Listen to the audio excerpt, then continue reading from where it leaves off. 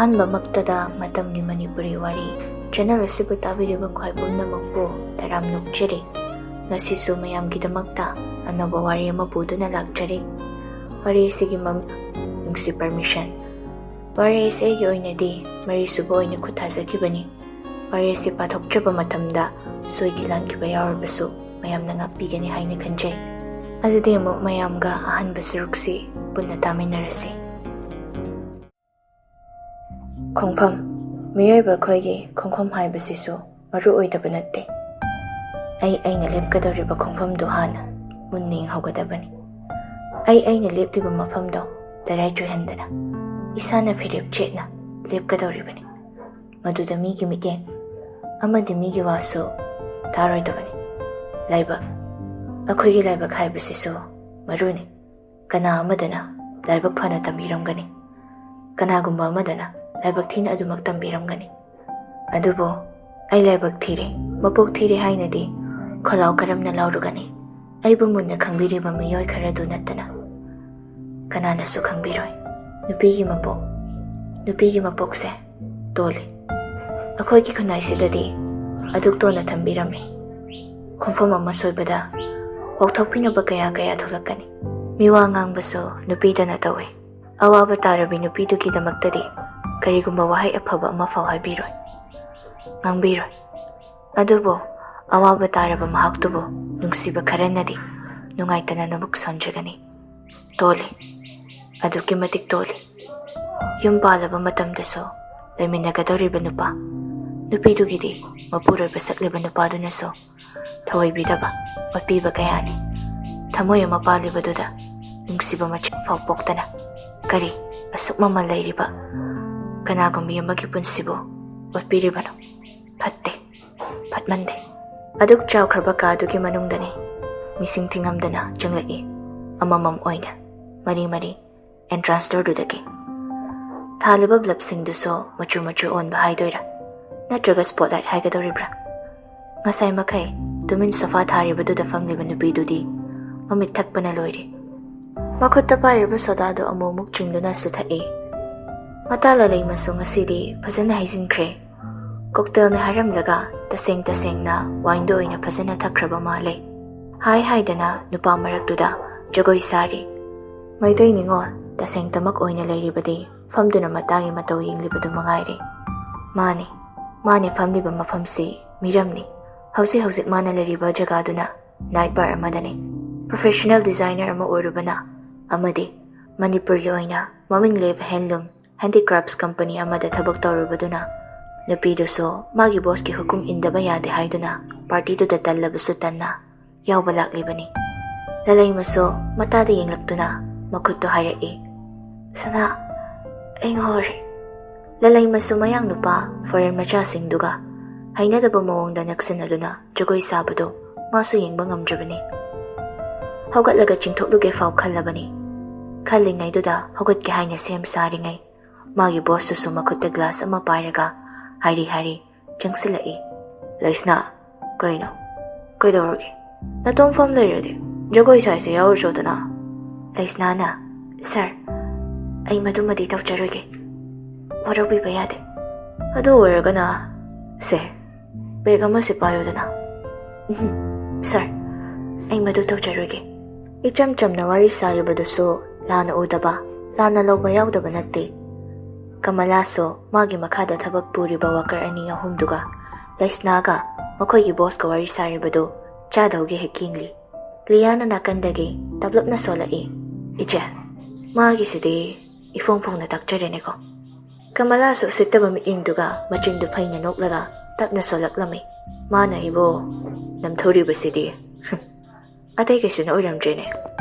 Chief ꯗꯥꯏꯔꯦꯛꯇꯔꯒ ꯂꯨꯅ ꯃꯔꯤ ꯂꯩꯅꯔꯝꯕꯗꯨꯅꯅꯤꯅꯦ. ꯀꯌꯥꯝ ꯀꯨꯏꯅ ꯄꯣꯡꯒꯦ ꯌꯦꯡꯒꯦ.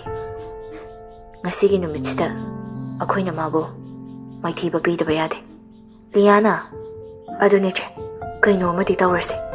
ꯂꯩꯁꯅꯥꯁꯨ ꯃꯈꯣꯏ ꯗꯥꯏꯔꯦꯛꯇꯔꯗꯨꯅ ꯌꯨ ꯉꯥꯎꯔꯒ ꯑꯁꯨꯃꯥꯒꯤ ꯃꯅꯥꯛꯇ ꯆꯪꯁꯤꯜꯂꯛꯄ ꯑꯃꯗꯤ ꯍꯩꯅꯗꯕ ꯃꯑꯣꯡ ꯃꯇꯧꯁꯤꯡꯗꯨꯗ ꯇꯁꯦꯡꯅ ꯐꯝꯗꯨꯅ ꯂꯩꯕ ꯉꯝꯂꯛꯇ꯭ꯔꯕꯗꯨꯅ ꯐꯨꯛ ꯍꯧꯒꯠꯇꯨꯅ ꯊꯣꯛꯂꯛꯏ. ꯑꯃꯨꯛꯁꯨ ꯂꯂꯩꯃꯕꯨ ꯊꯤꯔꯤ. ꯀꯗꯥꯏꯗ ꯆꯪꯈ꯭ꯔꯤꯕꯅꯣ ꯍꯥꯏꯗꯨꯅ ꯃꯉꯛꯇꯨ ꯀꯣꯏꯂꯩ ꯂꯩꯗꯨꯅ ꯃꯌꯥꯝ ꯃꯔꯛꯇꯨꯗ ꯏꯉꯥꯎ ꯉꯥꯎꯔꯤ. nupi nupa maraktuda lit-litlaga lalaymabu thiraki. Krik-krik inaba maraktuda tallabasu tanna changaklibani matabu yengba. Talaktudaso magi phone dusu call laksili. Masu tan kaina call tawrakliba misi kanano haina yenglubani. Adubo phone screen da thokliba save tawramba mingda ubada masu mamito lauthoraktuna call da fat paikhatli. Yai manglan gi thawai thamoi gi mazai bungo haina save tawbaduda masu pakhatna paikhatlubani. Hatho nupa masu hairaklami phone dudagi. Laisna lalaymaga layminaribo. Laisna so muk speaker adomdagi khara chathoklaga amuk hairaki. Yai kai haibano tahodre kaino no office party sidi ahing photo boire aina kai di haironi ado ai lalaymaga lakminaro ai so aina book tawramba hotel du dalaram lage ko hoi thamage ko dade. Laisna so ko du thamdaga amuktang magi phone du da yengli kuina takidraba khonjelni nongmada amuktang tagi faw fangdaba khonjelni call tawrurabaso maram leitabana wari sabaso ikaijay khanjay thamoi manade adubo karidi upaile mata nungsibige manjo orubaduna thamoi da fumduna adumak thamlibani senglaba atangba nungsibadusu amuk samagi purse da phone da hapchinkhre aduga lalaymabu koithi thirai yenglure jaga khuding adubu ude leramdre. Laisnadi asum pakhalakle mathong chade lalayma achawasangi macha masunaso khit henbra asum na ngawbasibu khangde phajana ngawi haiba yai hainaba amata tade. Laisnana pakhatlibasiso ategi sunate yarik nganbana lalaymagi hauzik oikriba phibamduda mangonda lana lokhidra haibasini. Music tharaklibaduso onthok hauna tharakre. Laisna so waiter labor dom de changsilaktuna soda glass to tap pairaga amuktang fatchingduna thai thakpa loirakpaga onthorakpa mapani liado lalaymabu makhoi ani mukna samlaga layrammi. Laisna so taramliba mawngduda changsilaktuna lalaymagi masado nomlaga kaurae. Layma tabro layma lalayma so masado sutta ngawre makutto fat haraktuna taplapna harai. Kanano ai kem khangde asi haraklaga music tharibadugi tanchana naba mawngda jagoi amuk sarakle. Laisnadi sauningbana suloirabani lalaymagi masado tap haraklaga samlaga mati ama chatpa hawi. Liya so fa saraga taplapna kaurae. Laisna chena tomta sambanu ngairoi. Laisna su khumba fawba khumlakchi liya su magalakminaba nupiduga sak changsilaktuna lalaymabu samlaga thokre. Laisna so wadi makha tarudre nupi ma so wadi makha tarudre lalaymagi bag amadi atopa mapot machay singdu pairaga liya hoigi matungduda inarai. Kamala so hotel kadudagi prap tholai makhuta pairakliba injection du so dustbin leba domda lang silamdaga amuk umilak pra haiduna yengli.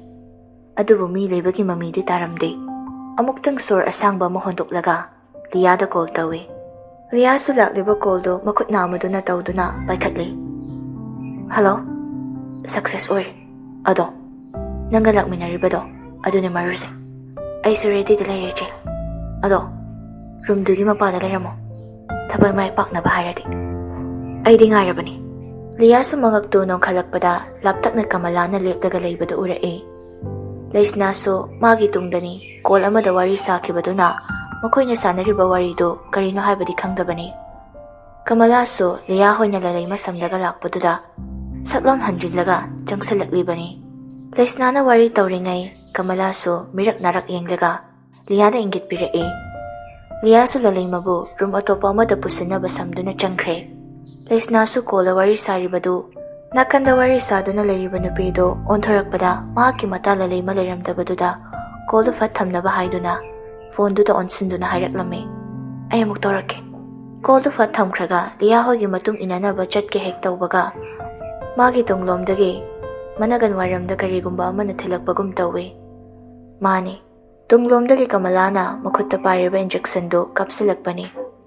Laisna so makokto ngawri tawrakle masado sa humang kanglaki. Kamalabu makut aniduna inthoraki. Makong thangbasu thoktribani nupi masu. Mamittuda uribadusu mami samlaklay. Kamalasu gyan tatriba nupidubu samlaga mana tholakpa roomdu tamna samduna purae. Thongdu fat hanglaga Laisnabu insinkre. Laisnasu masadu gyan tadre kaduda hek changlakpaga pamong tharamlibaduda hiptuna kanagumba amasu laibagum musi urae. Wakal taribra haibasu masadu khangzadre. Mathak thangna likliba blazer du lakthoplaga tapna makong thangba thokpoi thoktaboy pamongdui manakta changsilai. Pamong machi hek yorakpaga laramliba misaktuna Laisnabu khangaude makut khudangdu pairaga jingsinkre. Ahing tumlaktaba masing yamlaklabani adubu ngasidi ingthina tumthaba yakhraboire. Nupidudi mikap pauthokridre. Maithongda ayingba nungsituna liri leirakbaduda Laisnasu mamittu tapna pangthorae. Numitki mangal khajiktusu maithongda yarakli. Laisnasu tumba hogalakpaduda ngarang thokibasingdu amata ningsingba thoktre. Amuktang akoybadu yenglae. Thangnaba mikupta masada yenglubada khanghaude swai laukhiba. Suplamliba phajukto amuk haigattuna masada yengi. Masada oiramiba matawduna amukka hena swai laukre. Tu chungkibasu khanghaude. Makhada chariba magi mapi marosingdusu urae. Laisna larimliba matawsi mangum thokle. Mamiktagi pirang ihawkibasu khanghaude. Amuk tapna nakanda ningaydana hipliba misaktuda yihenglae. Misaktugi saktamdu hek ubada hena tu chungkiba khanghaude Laisna. Machin mendunasu amuk kapchay. Adubu talaktuda rumdugi thongdusu khanghaude. Khangang hanglakbado. Laisna masadu swai lawe maramde. Thongjulduda ngakna yenglaga laramdiba magi mata lalay magi matawduna. Lalay maso kadugi akoybado amuktang oina yenglae. Makhada chairamdiba pirosingdu ubada. Laisnada pendaba mitingdusu yenglae. Lalay ma mamittusu ngangsilaklay. Laramdiba matawdo magi mafamdadi amuk faugtholakani thazadaba thawdok amani. Adubu ngasidi taramliba aduna Laisnabu magi thamoyda yekre. Machingdudagi atay wahay amatade harakte. Adubu pendaba amaga loinaduna solakpani. Mamittusu mapi iratyana nangmakna asum tawraba. Aigi nungsibasibu ifamdagi setlaba natra. Pare, aysu yetlaron. Lalaymana onthokduna hekchat kike tawbaga Laisnasu tablapna harae. Layma, nang ay bula na lauduna chatbihino. Ay kiwase, amukta tabi ko. Mamay layduna chatke haino onthokiba nupido. Mamay magti onthorakte. Adubu penda na di solakli. Laisna, pibam sida. Karilan balanda ba haiba muklayiribage. Laisna na, tawdokse. Ay isa na sinmanati. Pumnamakse. Accident. Handagti lalay masu mamaydo amu onthorakto na. Laisnada mamito kaning lai. Accident. Laisna. Dupa amaga. Dupi amaga. Ahing yarik minaduna minarabadubo. Kanana accident na haikadoriba. Laisna so masado kajiklinglaglaga hogalake tawchay. Adubo lalay mana makutto yare haibagum kamlakto na. Yarik ka. Nakoy ni nungay na pando oyo. Ay kasu waraw balayte. Ay sukange. Nang namabu kanjarak pa kuy rahayba. Ado ba hujikti. Kasu wadra baso yare. Mahak nang giwira bani. Pare. Ay chatlake. Haram liba wado so waraw na ni hayba kangi Laisna. Karam na so waraw loy. Mana laram liba matawado na ado makwaraw batabani. Ado bumasana di yaning jay. Karigi.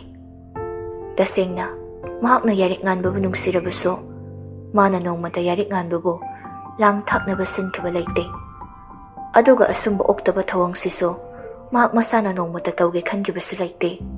Nakanda yakay da na hiplam liban nupado so. Masado kajik lang lai. Laisna so yarik ngan mamikap tolak lay kang laduna. Masado supliba payjupto na loy na kumsalaga. Pamlagalay.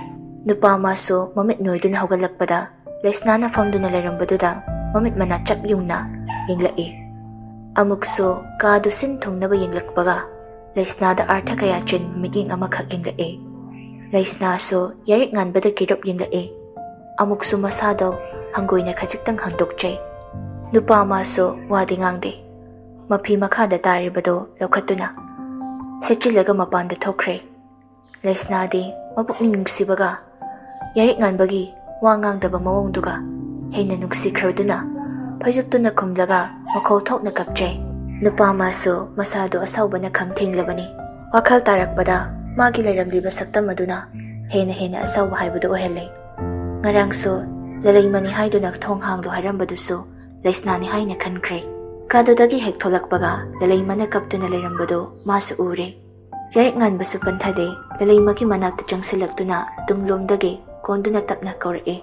Abem lalaimasu yarik nganbagi khonjeldo tarakpaga makhutuna yarik nganbagu kanthoklaga aigi sasolakano aibu thajadrabo laima aina karamna Laisnaga mari leinadoino nangna dunma lana khalabadi aigi nuksibasigi phagi taradro. Lalaimana thajaba yai nakhoi ani gi lichat ai munna khange adu koina chatgadaba saruk lemna luhongba kayam kaige aigi loinabi oigadaba misaktudi nahakaktane kanana subhut sinba yar. Lalaima hana mukti kaptuna yarik nganbabu induna harai.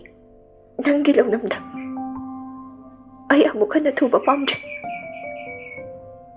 Nanggi langda aigi punsise mangduna thumba ay pamde.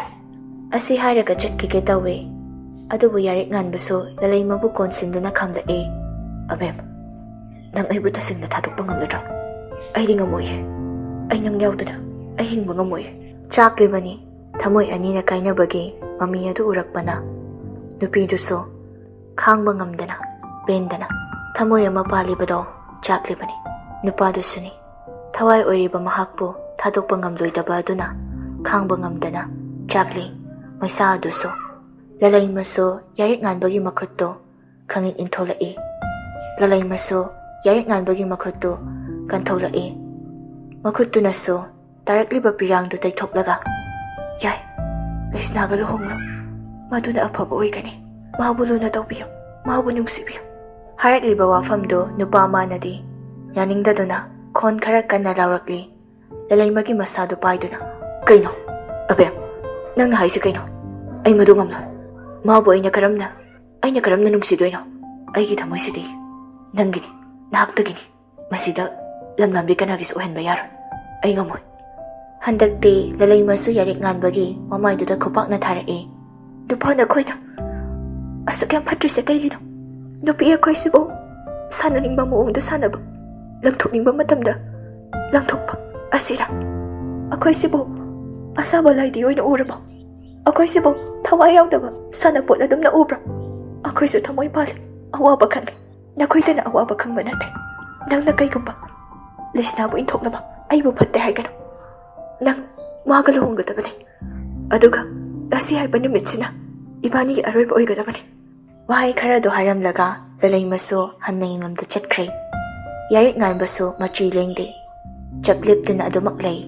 Ngasigi manglangum thokliba thodok asina punsigi asa kaya sagatuna lakminakhibi mahakna thamoy sokna wahai khara hairambaduna makhong thangba fo thokhidre. Ngasai makai taunariba mayamdo kamalasu loina uribani.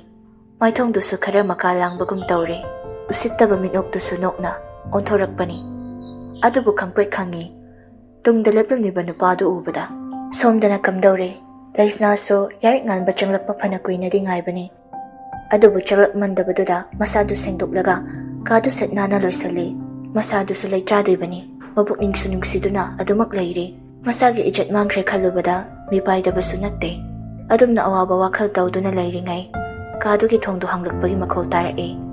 Masu mamaydu tapna leithorakpani. Adubo nupa masu manak nakna liptuna leiramle. Laisna masadu pakhalai. Kari haigadabano su khangde. Yarik nganbadasu yengba ngamda mamaydu lukthaduna leiri. Yarik nganba Laisna da munna yengduna changsilai. Laisna mamaydu nonthaduna adumak leiri. Nupa masu nupi ma da munna yengduna nasana lalurubanina yengba phangamdrene. Ha nupi masu khumde ainasu luna tinarpa sigi mahira nangna ngasi aigi thajaba mangalibase. Handaksu Laisna khumlakte. Yarik nganba handakti asawbado phathaba ngaluptre haini hairoi khanglaktre. Laisnagi manakta changsilaktuna nachindu khumo tonggambi huranbe Nangna aigi thamoy, aigi nungshib hurabaso. Nafamda aina kaidong nang nungsiba ngamoy habase. Nang khangdra made. Nang ay natradi nupa amta laytraba. Ha, huran binina. Aduk tukatchaba tabak tawba. Nasa magso, saknaibi mo uriba nangna. Aduk nagchatlay na mo habadi. Ay nasunong mo da sa dawrudabani. Aduga, Lais na handag titap na hara ay katapa loyraba. Taning de, ay na nang bupanaluhong doon na lawrabaso. Lais na so handag titap na hara ay katapa loyraba. Taning de, ay na nang bu panaluhong doon na lawrabaso. Ay na nang bu kaidong nung nanungsigan ni din. Napunsi na fao sa tawgan. Nang ditang mambini, biyot bini. Ay nang buyang tukatse. Pubang sudaba doon na Asuk yam nagchatlay drabasa nang na. Asi haraga masukadudagi thokre. Laisna, yarik nganbagi mafamda wa mataka thokpa ngamhaudre. Thamoidadi asengba waraldo phongdokjage khanbani. Maning tamna, tamjage, haijage fauba nanghaudre. Non thaduna machi lengda lairibado adumak lairi. Mamittagi pirang mahakso lepa leitar sintharakli. Mayai kallaba yarik nganbagi wahay kharaduna. Naujariba, thotpadagi hena thotlaba. Lesnagi thamoidi machetana kairari. Laimaida masing khangdana chaithokhraba akaiba litligom. Magi thamoisu masing khangdana chaithokre. Thanilsu laimada khudakta pau pikre. Laimasu machanupa nupi chele khangladuna. Mapuroibadaga hairamdana machana leiba hotel du tamna laknaba tawre. Lesnasu masadu lingba fauthokidre. Ka manungduda kaptuna thamoisokna famli.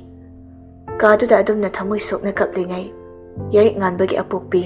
Lay masu kaduda changai. Lays na sukap to na layrambaduda, changsilak to na tension birai. Lay mana. Isi, imaw bukay ikapse, toklo se. Lay bakta, asum toklo hay na tamlamba na ni. Lays na, imaw kapayade ko. Se, imasi na sunod ko imong daloy na paupi krabani. Kaplano ko, mamaw pangdore kalubada lay masu haraman kido na. Mahaki mapuroy bagi, private jet to da, kudakta, machanupa na layriba, miram sila laktuna, mamogi manakta laklibani. Lays na so, lay magi matawado na hena pakatlay. Ason bi mamagi wakal amok sukalai. Aduga, yarik ngan bagi, yaning da bawaraw bumataw sinduso, ning silai. Akal mayam do ningsing na, makotaw na kaptoraklay. Imasi, ay lan kiti, makoy mayam na, yay ka ay gabo. Lauto na doon na sin mo na imasi. Imasi, ay landi.